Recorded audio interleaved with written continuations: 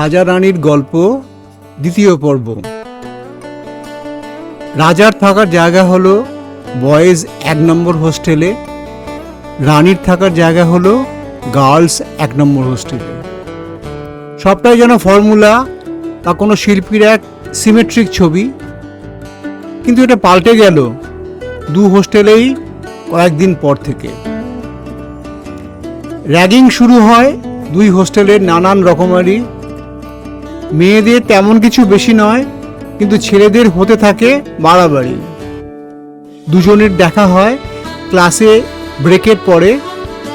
রাজা বলে, আমি চলে যাব বাড়িতে কলেজ ছেড়ে।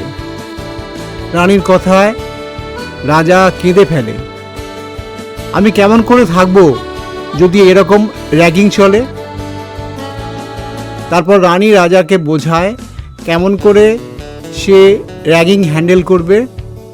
রাজা বোঝে সে কলেজ ছেড়ে গেলে জীবনযুদ্ধেই হেরে যাবে।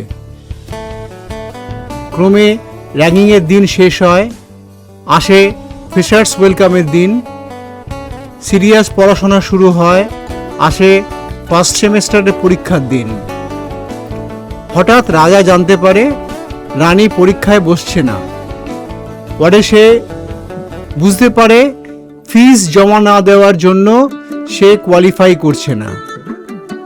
রাজা টাকা জোগাড় করে, রানীর হয়ে টাকা জমা দেয়। রানীর নাম পরীক্ষার লিস্টে ওঠে, দুজনেই একসঙ্গে বসে পরীক্ষায়।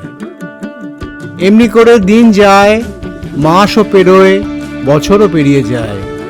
ফার্স্ট ইয়ার থেকে সেকেন্ড ইয়ার, তারপর থার্ড ইয়ারের পরীক্ষাও শেষ হয়। Thank you.